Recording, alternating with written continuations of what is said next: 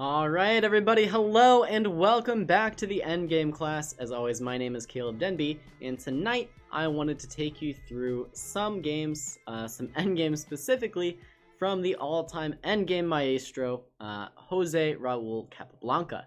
And specifically, I wanted to look at a couple cases that sort of border on not being Endgames, sort of border on just either queenless middle games or late middle games transitioning to the endgame. And the idea I want to talk about, at least for the first few, is the idea of attacking the king in endgames. It's not an idea that shows up too often. It's sort of unexpected that you can go for checkmating attacks against the king in the endgame, but it does happen, and I found quite a few examples from Capablanca where he employs this strategy to great effect. So let's just jump into it. Flipping over here, our first game is going to be between Capablanca with the white pieces and George Allen Thomas with the black pieces. And yeah, Manny is asking in the chat, hello everybody in the chat room watching live, asking if I've done a stream about the Berlin endgame, and honestly, I believe I have. I think I did a while ago. Maybe it could use another update though, so I might come back to that someday soon. Anyways, let's jump into it. This is not the endgame, this is the opening, so we don't really care. But we are going to see some interesting things developing out in this opening. And actually, no, I don't want to start with this one. We'll come back to that game. I thought something didn't look right. We are going to flip on over to a game between Capablanca and Yates first. Apologies there. So let's take a look at this. Yeah, this looks better. This looks better. This is what I wanted to start with. So, what are we looking at? Well, right now, this is not the endgame. This is an endgame class, so I am flipping through all this until we get to a position that looks a little bit more manageable. So here, already, I want to pause and think about the position. So you are welcome to argue with me and tell me that this is not an endgame, but I'm going to argue queens are off the board. Two of the minor pieces have actually also been traded off the board. And it's reasonably close to something like an endgame. So I want to start our talk about this position from this point here. And let's see what you guys in the chat think about this position. I'm repeating my quote. I don't remember what my quote is. Toasted ravioli approved the road to 200 or 2000 maybe. Road to 200, yeah. Okay. Sad bishop. So yeah, Manny says sad bishop, and that's probably the first thing to notice about this position. So the reason why I really want to focus on a position like this is because a lot of the time before you get to like a pure endgame with only one or two pieces on the board, you're left with some position kind of like this. There are cases where all the pieces sort of fall off the board at the same time and you're instantly in an endgame, but more often than not, you're going to get some position with a few pieces on the board and you still have some work to do. So this is that weird in-between phase between the middle game and the end game where you have to, work on getting towards a favorable end game. Right now, white obviously has some pluses in the position because this bishop is so sad and the black pieces are a little bit scattered, but definitely not enough to claim any kind of winning advantage. So the trick now is going to be figuring out how we can convert a position like this into a position that is a pure endgame that we know how to win, that we know we can win and potentially should win. So let's see what Capablanca does to get to a position like that. First and foremost, the next few moves are, I think, pretty reasonable, and I think a lot of people would come up with these as well. First and foremost, we see Capablanca just stepping out of this pin with king b2, knight f6 by Yates, getting the knight back into the game, and then Capablanca simply activates the final piece that needs to be in the game. He does so by just playing rook d2 and rook h to d1. Notably, even after a5, this bishop is still pretty sad down here on c8. Now Yates plays this move, knight to d5. And this is another point when I want to stop and ask you, how do we continue improving white's position here? Now is the time to start thinking about the structure. Right? In a lot of endgames, the difference between being better off and being worse off is your structure. If you have a good structure, you a lot of times can hold otherwise bad positions or win otherwise mediocre positions. So how can we start trying to improve Capablanca's structure and even start thinking about breaking down Yates' structure. What do you think? Okay, there's a few ideas. Manny is saying f3, not immediately because it hangs this pawn, but as an idea, f3. Anything else?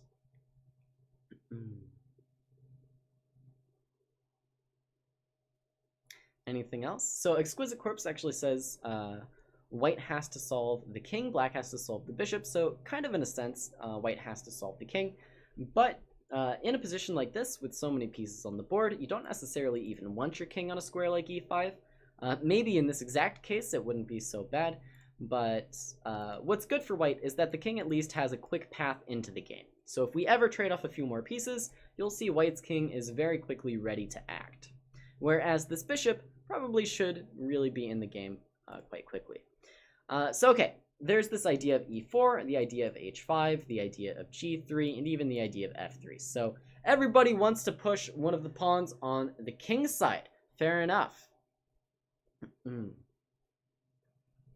Okay, so half of you are right and half of you are wrong. I don't think f3 is really doing much in the way of helping white's position, but g3 is actually the move that Capablanca plays. Now I said half of you are right. Now obviously g3 is only a quarter of the moves listed, and that's because this idea of e4 is in fact a good one in my opinion. Now why is this move so good? Well, let's take a moment and see what position it actually gets played in. First we have rook f7 by Yates, which makes a lot of sense to activate this rook. Seeing that this knight on c5 isn't going to last here forever, Capablanca actually takes a moment to reroute it. We see rook b7 going after this pawn on b3, knight e5, and rook c to c7. So black really taking a little bit more of a passive approach, guarding the 7th rank, but still having active rooks on open files. And this is actually the position where Capablanca plays the move e4. And, sorry, it's not the position where Capablanca plays e4. Capablanca defends the e4 square first, and now in this position plays the move e4. And I want to talk a little bit about this move and why I think it's such a good practical move. Objectively, it doesn't really change the evaluation of the position all that much, but it shows it's sort of the perfect move for this transition period between the middle game and the end game. So Capablanca is giving Yates a choice in this position. Choice number one is to take the pawn. Capablanca will take back, and then black will be faced with a weakness in the structure compared to white's one pawn island with all the pawns still together. Of course, we know in the end game, the fewer pawn islands tends to be better because you have fewer weaknesses to guard. For black, these two pawns can both be attacked. For white, only this one in the immediate position. The other choice is to potentially move the knight from the d5 square with something like knight to f6, but then we'll see that white might be able to invade along the d file at a later date. Not immediately clear that that's going to happen right away, but this is something that black is going to have to keep an eye on to be sure. For example, white can sort of keep the tension with something like f3. We see that now both sides get sort of a fractured structure, but now there's nothing preventing these rooks from invading a little bit later on in the game. So in the game, Yates picks this idea of f takes e4 and rook takes e4. And I think honestly this is probably the beginning of the end. I don't see a real reason for black to actually adopt this weaker structure. I very much preferred the move knight f6, sort of keeping the tension. Yes, you now have to worry about the middle game threats of the rooks invading, but your endgames are not going to be so sad as they are after f takes e4 and rook takes e4.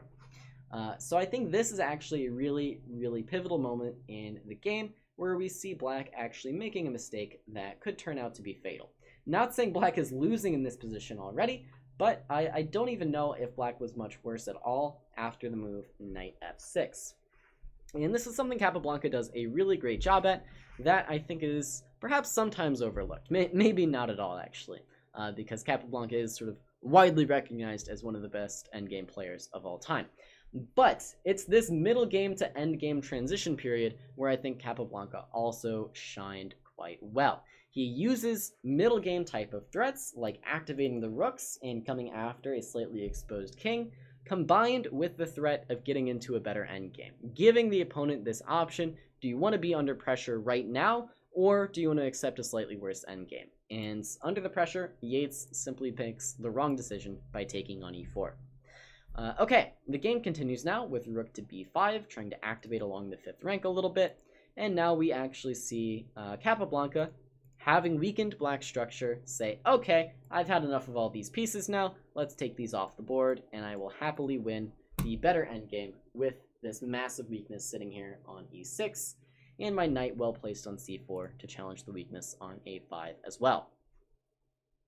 His bishop is Dewhirst. Yes, everybody get your Fred Dewhirst jokes out of the way now. Okay. So now we see the move bishop d7 by black, trying to activate this bishop one way or another, and Capablanca finally brings this knight back into the game with knight c3. Notably, right after black makes this decision to weaken the structure, giving himself a worse endgame, we see Capablanca's next 3 moves. Rook c4 trades a piece, knight takes c4, takes a piece back, and knight c3 offers a trade of pieces, right? Capablanca understands that with this weakening of the structure, black's endgames are going to be tough, especially with this bishop versus this knight, and so, you know, Capablanca doesn't shy away from starting to offer some trades. Now, obviously, this one can't even be taken, because rook takes d7 comes with check, but interesting to point out nonetheless. All right, we have rook c5, and now knight e4, continuing to advance with these knights. Knight back to b5, or rook back to b5, and now the knight invades on d6. We see rook over to c5, and knight b7 now, and black's position has crumbled. We see that the pawn falls on a5, and now black not only has the worst structure, but is down a pawn on the queen's side. And this is also down to white's king actually being usefully placed, guarding a weakness on this side of the board as well. Whereas after this knight on c4 gets established, it's just sort of impossible to guard this pawn on a5. From here, the rest is sort of history. We see Capablanca finally playing this move f4. This is another move I wanted to highlight. It's a good restrictive move to keep black's pieces, or black's structure sort of at bay, keeping it from advancing any further and keeping these pawns all sort of in a state where they could be attacked. Much like the move g3 earlier, which I want to scroll back to really quickly. I sort of zoomed past this move, but g3 is a great move to stop black from getting activity with the move f4, looking to activate this way. Important to point out these restricting moves as well from Capablanca. So okay, f4, and now we see the knight landing back on e5 after bishop e8, rook a8, and now Capablanca just continues improving the pieces with rook c1, bishop f7, and now rook c6. And it's just quite clear that Yates never really stood a chance in this endgame. Did black ever have a chance to liquidate the isolated e-pawn? I don't think that black really did. White was keeping a pretty good control over the e5 square with the knight on c4 and then bringing the knight back to e5 eventually. And it wasn't as if there was some tactical way to trade off this pawn. Yates has sort of just been stuck with this guy for the entire game. We see bishop back to g8, and the sadness of this bishop now really does continue. From here, pretty much everything wins, so I don't want to spend too much more time on this endgame. We see knight c5 by Capablanca, rook e8, pawn was attacked, had to defend it somehow. Rook a6 now just brings the rook further away from the king and allows it access to the 7th rank. Rook e7 defends against this, and now we see Capablanca just getting ready to push the passed pawn, as you do in an endgame where you have an extra passed pawn. Knight c7 attacks a rook, so we see rook c6, and not rook a7, hanging a fork. We see knight out to b5, trying to blockade. King back to b2 is fine. Now knight d4 hits the rook again, rook a6, bishop e8, and now I want to pause one more time. Okay, we zoomed through a lot of moves there because they were either pretty intuitive moves, not very instructive moves, just, you know, sort of shuffling around, attacking the weakness. But now it's decision time, right? White tried the plan of pushing the extra passed pawn. It got up to b4, and now we see black is very ready to blockade this pawn with these two pieces. So what should white do now to continue making progress? Up to this point, it's been pretty easy. We just got ready to push our pawn forward and then did. Now, though, we are being met with resistance. b5 is well defended. How should we advance here?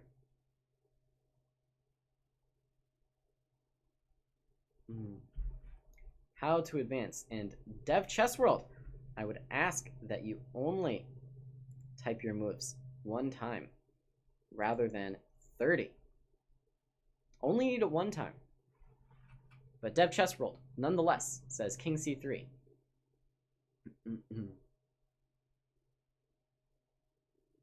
Exquisite Corpse also says King C3 to C4. Chess Player says Knight D7, which seems to be a tactical option. Reroute the E5 knight. So King C3 is not the worst move ever. I would ask you to understand that you're hanging a pawn, perhaps. And yeah, Manny has the idea of G4 and F5, interestingly. Attack the knight with the king. So, incredibly here, the correct move is the move that Capablanca plays, which is actually the move of G4. And this move isn't like immediately trying to play the move F5 or anything. It's just taking a little bit of extra space on this side of the board and following a very important principle that I've talked about many times before, and that's the principle of two weaknesses. And I think it's sort of a poorly named principle, and I'll tell you why. The principle of two weaknesses means you have a weakness on either side of the board that you can attack. Then your opponent's forces get stretched thin, trying to defend both weaknesses at the same time, and they just can't keep both of them together. Now, I think it's poorly named because, in this case, the quote-unquote weakness on the queen side is actually just this extra pawn for white. It's not like white is attacking a weakness on the queen side. White is simply threatening to push the pawn forward, and that is the factor that stretches black's forces thin on the queen side. Meanwhile, on the king side, we do already have a weakness that we're attacking on e6, and this is going a long way towards immobilizing black's pieces, but we can do even better by trying to create threats on this side of the board by creating a passed pawn over here as well. So with g4, white is trying to do just that. White is giving himself the opportunity to play a move like f5 later on, or at least continue coming after black's pawns over here with even an eventual g5 as well, just creating threats on the other side of the board. And this is a great thing to try to do whenever you see that your opponent is for the moment stopping your play on the side of the board where you really want to play. In addition, though, g4 not only does all this, but it allows for king c3 because this is no longer going to be a fork. We see king f6 in the game trying to defend e6, but now knight e4 check by Capablanca, king back to g7, and knight d6. So, as I said, black's forces stretched a little bit thin already with the pawn on e6 and the pawn on b4, and now Capablanca is looking perhaps to even simplify things a little bit further, or just continue activating the pieces. All right, we have bishop b5 by Yates, rook a5, and now this blockade must go. Bishop down to f1, and rook up to a8 is Capablanca's choice. b5 would probably be a little bit premature. Why? Well, maybe even, black considers sacrificing a piece for it, but other than that, b5 is honestly probably fine here. But okay, rook a8 instead is trying to play for more even than the extra piece, and we see black trying desperately to simplify things now on the king side with g5. F takes g5 by Capablanca. You should take this extra pawn. We get takes, and now bishop g2, and we see black sort of preparing to blockade this pawn on a new square of b7. Rook e8 is played, offering the trade of rooks, but now rook c7. And eventually, we see some funny trades. Rook d8, threatening knight e8. So we see knight c6, knight e8, king f8, takes on c7, takes on e8. And now I wanted to show you the beautiful finish to this game. The beautiful finish.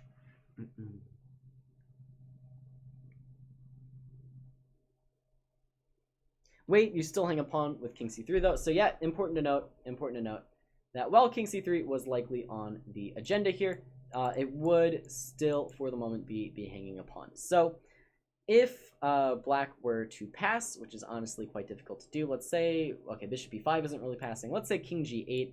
Let's say you go king c3, knight e2 check, knight takes f4. The point here is that b5 is still probably worth it. But g4, gaining more space nonetheless, and you don't necessarily even have to play king c3 after a move like that. I think g5 is probably in line with what Capablanca was planning. And if hg5, then even f takes g5 perhaps, and you truly do solve this problem. Good to point out though. Moving along, we have this weird trade of rooks, and now king c3, bishop b7, and the beautiful finish to this game. So we have two knights against a knight and a bishop, and thankfully we have two passed pawns to work with as well. Two passed pawns to work with.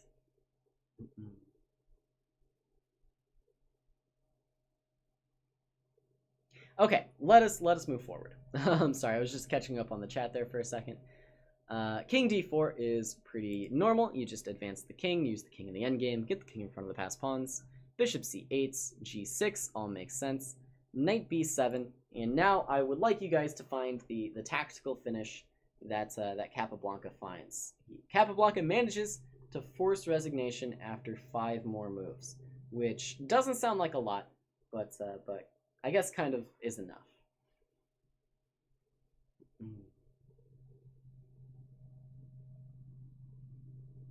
So, white to move and win. See if you can find the beautiful knockout blow. And that's why I was saying that a large part of this lecture tonight is about going after the king in the endgame. Even here, we can go after black's king.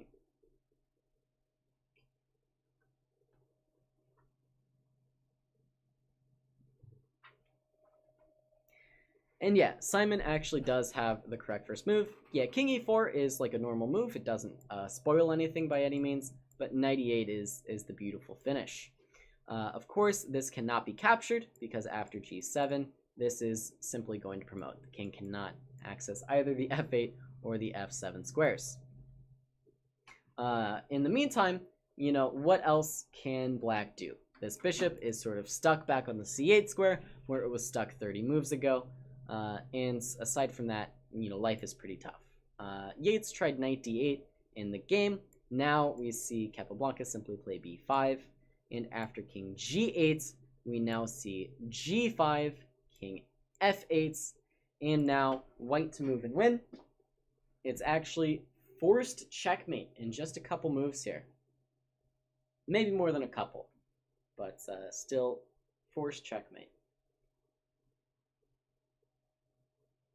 Who sees the checkmate? Look into your mind's eye. Find out how to checkmate this king.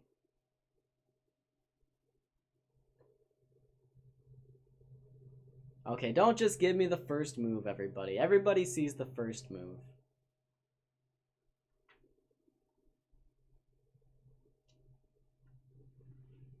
Of course g7 is the first move, but find the checkmate. Find the checkmate. And yeah, so Simon almost has it there. Simon almost has it. Let's put it on the board. We have g7, king g8, and g6. And the point now is that this king is actually completely immobilized. No legal moves for the king.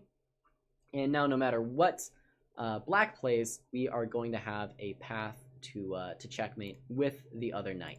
Now, if black plays something like knight b7, we actually can't go knight g4 because e5 check is losing our piece.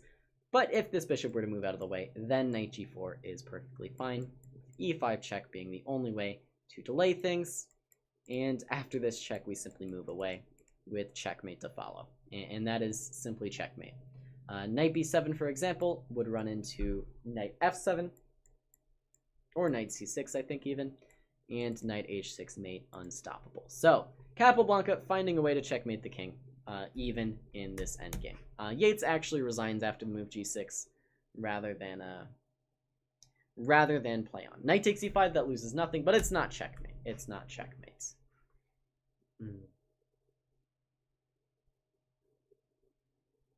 And yeah, Exquisite Corpse put the other line in the chat there. Obviously, if king takes e8, then white just makes a queen. You can even go knight g6 check. And I think this is just going to be mate. So that's the first game I wanted to go over. I thought this was instructive for a couple reasons. It was kind of run-of-the-mill technique by Capablanca with the extra pawn for a while.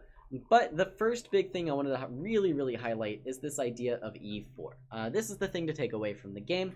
Capablanca balancing middle game ideas with endgame ideas in order to make progress in this game. Giving his opponent the option, do you want to suffer my active rooks, or do you want to suffer in a slightly worse endgame? Yates picked the endgame, and unfortunately for Yates, these two pawns proved to be too weak to survive. So interesting stuff. What year was this? That's an excellent question. Let me check the PGN tags. 1924. 1924. Why not move the other knight for the faster mate? Well, this knight is actually serving a purpose. It has to guard the g7 pawn. This knight moves, then this is not checkmate. Okay, let's move along though. Let's move along. Up next, I wanted to highlight this game between Capablanca and one Leopoldo, I can't say that name, Leopoldo Carranza, who I believe is an Argentinian player back in the day. I think if my chess history is correct, by chess history I mean the comments I read under like the chess games entry for this. I think this was part of an exhibition that Capablanca did where he sort of traveled around and played the best players from Argentina.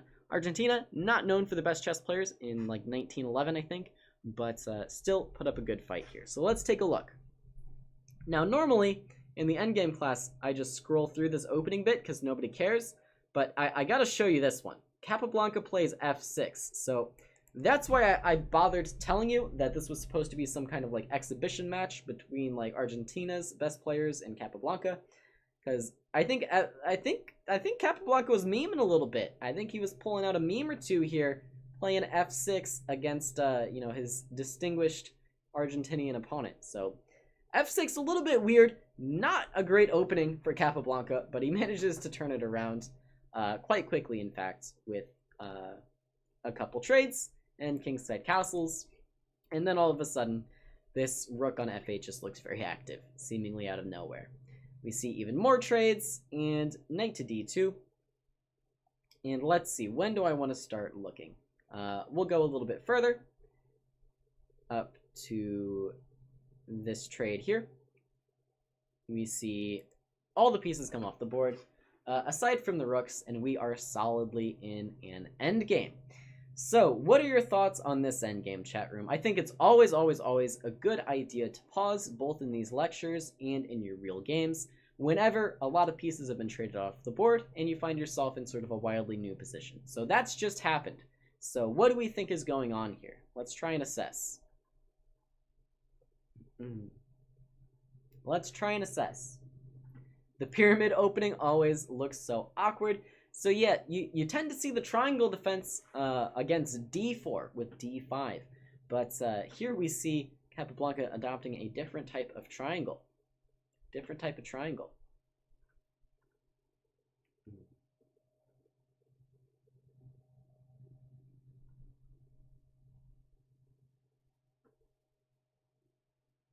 So yeah, you guys are starting to notice the really important features in the position. So it's pretty plain to see that black structure is a little bit better. Black has, you know, this really strong advanced d4 pawn. Black has a little bit more space, which does make a difference in some endgames.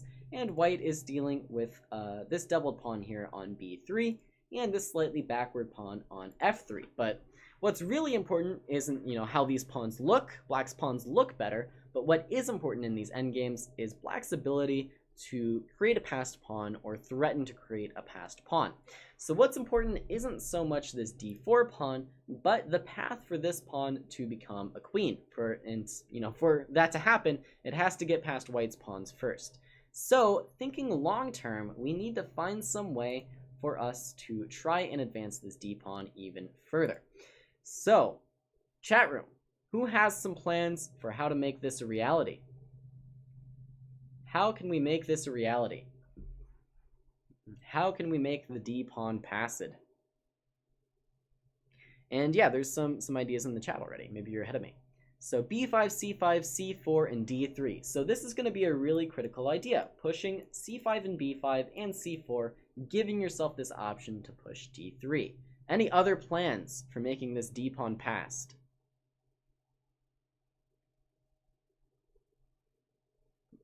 Any other plans? c5, b5, c4, and yeah, everybody loves c5, b5, c4. So this is a pretty good plan, but Capablanca actually does manage to improve upon it slightly in the game. So we'll see if you can spot the improvement as we go along here. This is sort of the core of the plan, though, so good job figuring that out, guys. It's not just about having the prettier structure, it's about being able to create a passed pawn, which Capablanca is able to do. First, though, we do see c5, and what's really important in the endgames? Well, it's king activity. So before these sort of long-term plans of improving the structure, creating a passed pawn, we're going to see both sides take time out of their days to get the kings in the game. And now we do see b5 by black and king d2 by white. And I did not mean to spoil this move, but this is another great restricting pawn move by Capablanca. It's not all about improving the structure on the queen side, it's also about holding back white's structure on the king side, where white has a 4-3 majority. So g5, great move, keeping any f4 breaks at bay, making sure there's not going to be any surprises here. Notably, if white wanted to try something like that a little bit earlier, unfortunately, it would leave this e-pawn a little bit behind, and this pawn is just going to be too weak for this to be a good idea in this position. But still worth sort of blocking this idea off. We see h3 by white, and now I'm curious what you guys think Capablanca plays next. We have our long-term plan of trying to make a passed pawn out of this d pawn somehow, but obviously white is effectively blockading this pawn right now, and white is also, you know, staying quite solid, quite compact. Hello to Felipe, by the way. Hello, hello. So Ariel is the first person I've seen to and Dronis actually have both mentioned this idea, but playing a4 instead of c4 is actually going to be a pretty good idea here. Now, what is the point of playing a4 rather than playing c4? At first glance, it looks like you're simply fixing white's doubled pawns, but it gives your rooks a path, number one, to enter the game along the a file, making use of this extra space somewhat. And number two, if this a-pawn can be diverted to a4 and black can take back with a rook, then we have a much easier time of playing the move c4 than we do right now with this pawn on b3. But first things first, Capablanca takes as much space as possible on the king side, and I think this is another great idea by Capablanca. Why allow the opponent any opportunity to later play g3 and h4 or f4? So Capablanca simply doesn't. We see h5, and now after g4 by white, sort of admitting defeat. I think this is actually quite a bad move. Simply h4 by Capablanca, and the king side has been completely locked down before going for this play on the queen side. So b takes a4, you take with the rook. Well, let's see what Capablanca does. Hello to Tacotopia chess. Going through a lot of Capablanca endgames. There's a lot to do. So yeah, this g4 move is just pretty bad by white. I don't have an explanation here. I think we can all see why. It leaves the f-pawn behind. It removes any fluidity in the position. But notably, if an idea like g3 had been played, I think Capablanca was probably intending h4, either forcing this pawn forward or forcing similar weaknesses over here. Again, playing on both sides of the board. Instead, we see white trying to mitigate this by closing up this side of the board, but obviously now this pawn is going to be weak as well. So king e2 is played, and now rook f7 is the idea employed in the game with this rook a7 idea.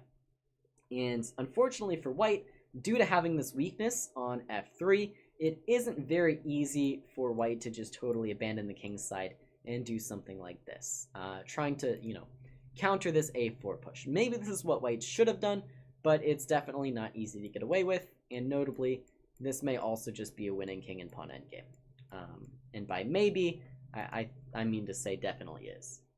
definitely is just a winning king and pawn endgame. So no good ideas for white here. So instead we see white allowing Capablanca to play this a4 idea.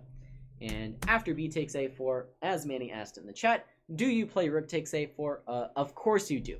Because it's about getting your rooks active, and it's about our plan of creating a passed pawn on this side of the board. So a4, we definitely want rook takes a4.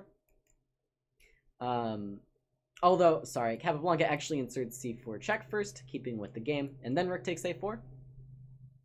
And here, the end is sort of already near for white. We see rook b1, but now rook a1, and, you know, Capablanca is simply invading. Rook f to f1, and we see takes on b1 and takes on b1. So I wanted to pause here again. We have made a lot of progress so far in the position. It might not look like that much is different, but by opening the a file, maintaining our active rook against white's passive rook, securing the king side, and further advancing our pawns in the center / queen side, black has made a ton of progress, and it went from being a very pleasant position to, I think, strictly being a winning position. That being said, there is still work to be done here. The king and pawn endgame I showed is losing. Okay, I'll go back to that a little bit later, but let's show this one first. I'm pretty sure black is just winning in that endgame, but I will go back to it later. Let's focus on this. So this is winning, but that being said, winning is not the same as won. What do I mean? Well, I mean black still does have to find some ideas in order to end this game. So first things first, Capablanca posts this rook up on the a2 square, ensuring it is staring at the white king and immobilizing the queenside pawns a bit. We see king d1 by Carranza. And now, how does black continue? How should we change the structure further? How do we change the structure further?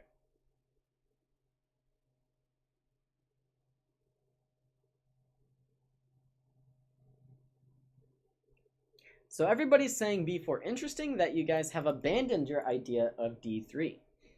You guys have abandoned the idea of d3.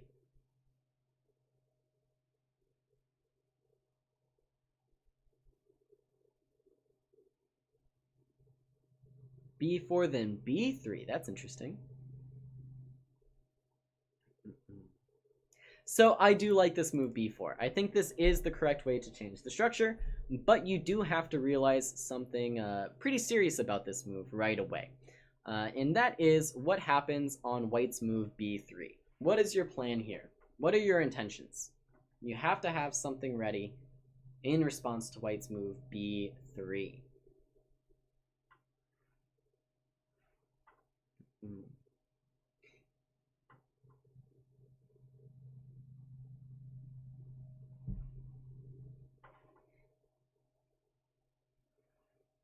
So captures is actually probably the worst of the options, I think, available to black. So this is the one I was hoping you guys would avoid, because this allows white out of the jail cell that the rook was in. Suddenly this rook is very, very active. But yeah, you guys do have some good ideas. Black, I think, can play c3, and you can actually also play the move d3, but it's with the idea of playing c3 to follow, not with simply taking, when this pawn might actually be a bit loose. It's about playing c3 here. So, in the game, this doesn't actually happen. We see Carranza play king d2 first, and then after the king shuffle, now we do see b3. And Capablanca chooses the move c3. And I wanted to highlight this a little bit, because for the moment, it looks as if this is giving up on the plan of creating a passed pawn. So this seems to go against some of the logic that I was dictating a little bit earlier on in the class. So why does Capablanca do this? Why not make a passed pawn directly? And the reason is here, there's simply no good way for white to stop the move d3. Right, d3 is coming anyways, and rather than be left, looking here, rather than be left with a weak passed pawn on d3, Capablanca is still going for this idea of sacrificing the d pawn and getting a strong passed pawn on c3, a defended passed pawn, and allowing the king an inroad.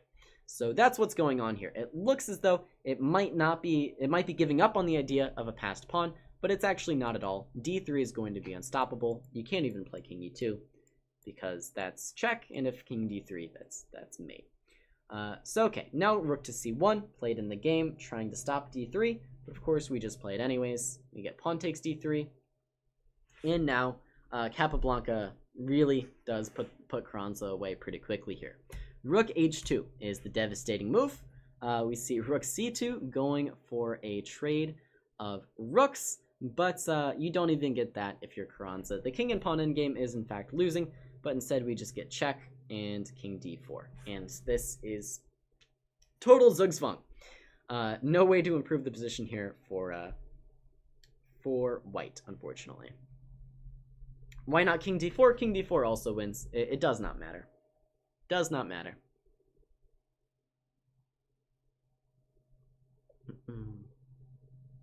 So Oisev mentions that Capablanca has the reputation of being one of the greatest endgame players, but he goes into the endgame with an advantage, and that's something I sort of touched on in the first game we talked about.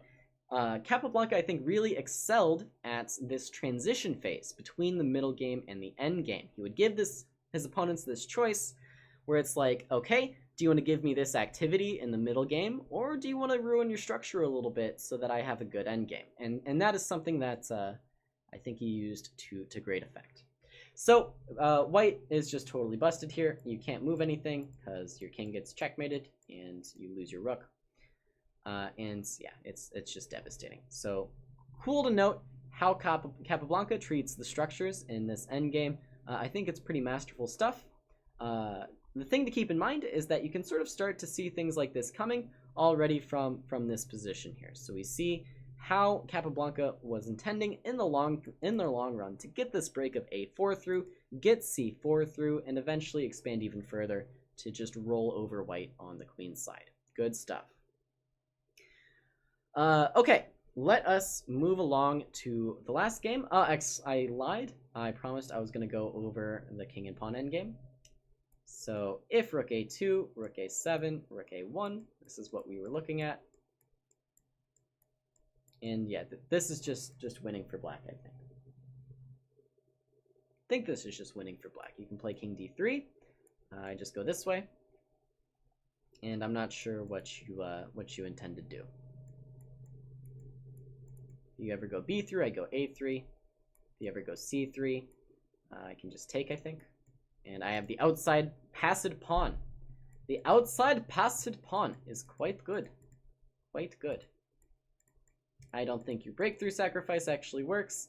I think I can take.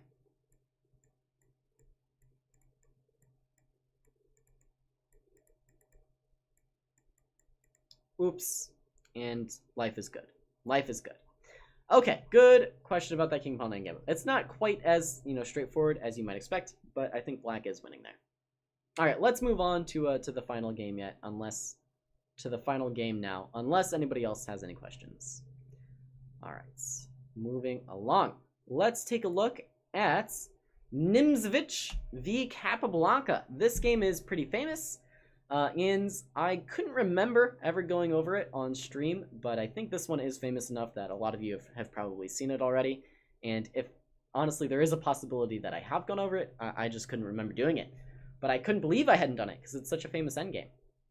We have Capablanca playing the Caro-Kann. Nobody cares. It's not a class about the Caro-Kann. It's a class about endgames. Okay, but already here, we're only on move 19, and there's a lot of pieces on the board, but I sort of want to stop and pause here. Can black improve the king before committing b4? I think that's also fine, yeah. I don't think black needed to rush to play b4 for any reason, but like there was no problem with doing it immediately. They're Great Wolf, so I don't see why not. So I already want to stop and pause here. You might claim that this is not an endgame, and you might be right, but I think it is related to the endgame at the very least, which is why I wanted to pause here. So who should be better in this position? Well, it all comes down to the structure. This is one of those Caro-Kann positions where white committed to advancing these pawns very, very quickly, and as a result has sort of left himself with a backward pawn here on f4 that's not going to be easy to solve, and another weakness here on h4 perhaps.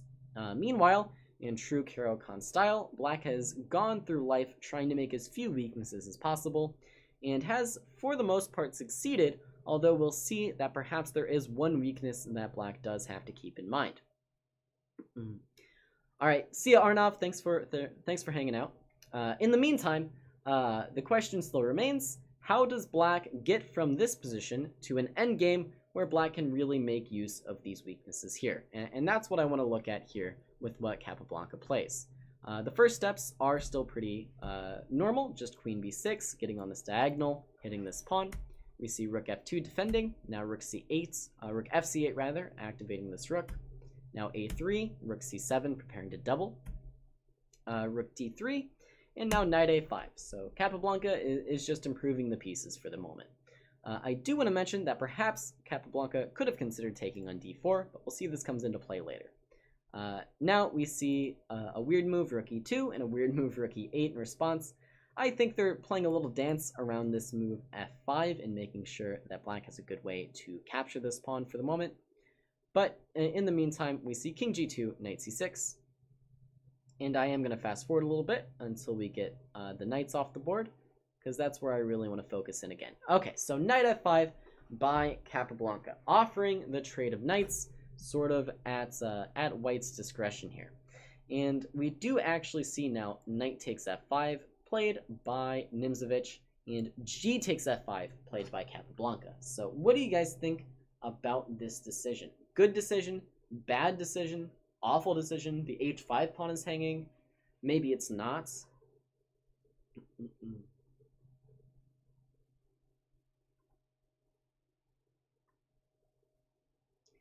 What is a backwards pawn? So b2 is in a sense a backwards pawn here. So a backwards pawn is a pawn where its neighboring pawns have pushed forward and can no longer defend it. So f4 is the most notable backwards pawn because, for example, there can never be a pawn on g3 that defends it.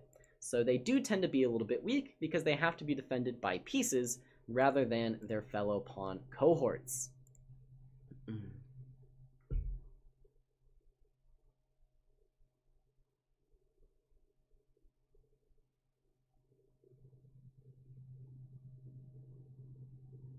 So yeah, tactically this move actually does work out. Queen takes h5 isn't a good move because rook h8 comes, queen f3 is forced, and then rook h4 comes. And this is the devastating idea that that would be winning the game if white were to take on h5. Rook d4 unfortunately isn't helping matters that much. We can take, check, and just take on d4. And white is both getting checkmated and losing the f4 pawn. So difficult stuff already for white. So tactically, this move works out. But now that leaves us the question of what happens if white just plays some normal looking move. What happens here? Was it a good decision positionally to trade the knights? And that is sort of at the heart of the matter. And that's the main point I wanted you guys to take away from this position. It's why I mentioned that black could take on d4 a little bit earlier. And that actually increases winning chances as opposed to decreases winning chances by trading off these pieces. So why does it help so much? Well, looking at all these moves, black has all this firepower on the 4th rank that would love to attack the f4 pawn, but it simply cannot because this knight can never really be forced off its powerful d4 outpost. So at the cost of slight structural weaknesses, Capablanca offers up this trade again and is happy to accept the weakness of the h5 pawn to get rid of the workhorse, almost literally, on d4 that was keeping all of black's firepower out of the game. So with this knight out of the way, black now has sort of free reign to attack this guy on f4, also to make threats of opening things up further with a move like d4. So really important trade to take note of here. Again, that middle game to end game transition, Capablanca just understood that this knight had to be dealt with. So queen f3 and now king g6. And this is the second part of why this decision was not a bad one. With king g6, black just really effectively defends the h5 pawn with the king. And it may look a little bit scary to be, hiding around all these attacked squares by these pawns, but the fact of the matter is the position is closed enough that white is not able to really access this king. The game continues though with rook e to d2. Notably, Nimzovich is trying very hard to regain control of this d4 square, and that is the last thing Capablanca can allow. So how should we continue to make sure Nimzovich can't stop us up again by controlling d4? How should we continue? We have to make sure that we don't get totally stopped up with rook d4.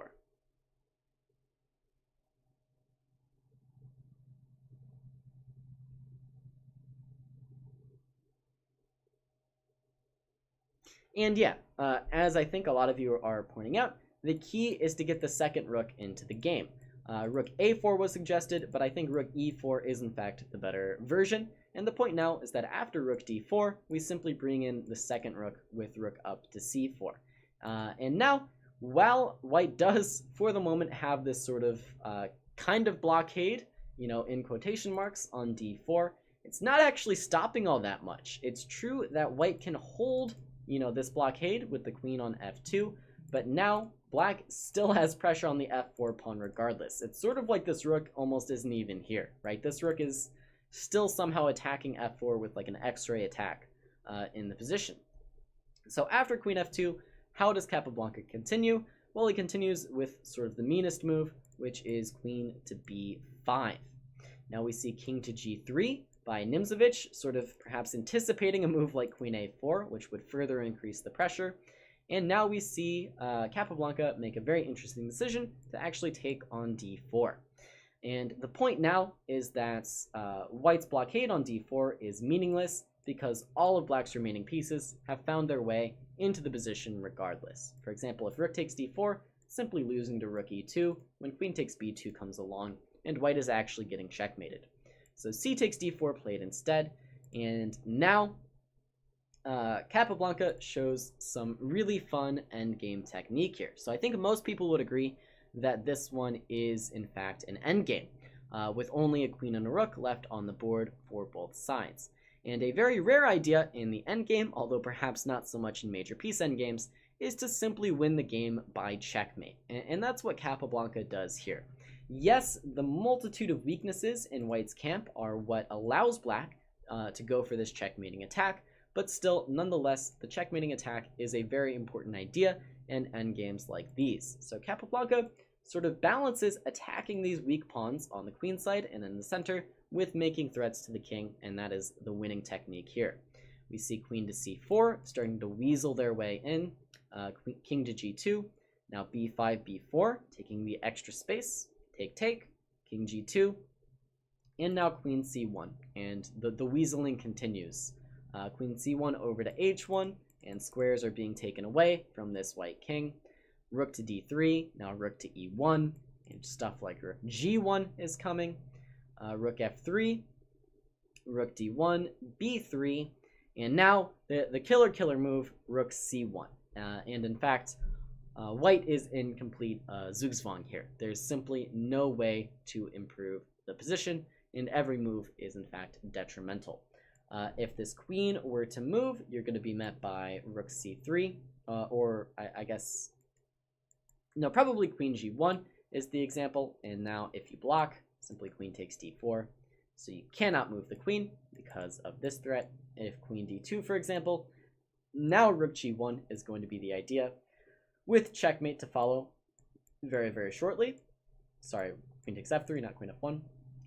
And if you move this rook, then you see the idea as shown in the game, which is rook f1. And this is also going to be devastating with similar checkmating ideas here. Queen g2 loses the rook, and anything else loses the game quite quickly as well. Rook f2, for example, and white is just totally busted. So just like that, Capablanca wins the game, and it all stems from this move, knight f5, getting these knights off the board. You had to break this blockade with the black pieces, and Capablanca does just that at the slight risk to his own structure, but it doesn't make a difference once he's able to break through. Okay, so we are running out of time here. I do want to save some time for Analyze Your Games, which is going on Twitch directly after this show. So I think I am going to call it here. So thank you all oh, that's not what I wanted. Thank you all very much for joining me on this edition of the Endgame class. As always, my name is Caleb Denby, and I will see you next time. Goodbye, everyone.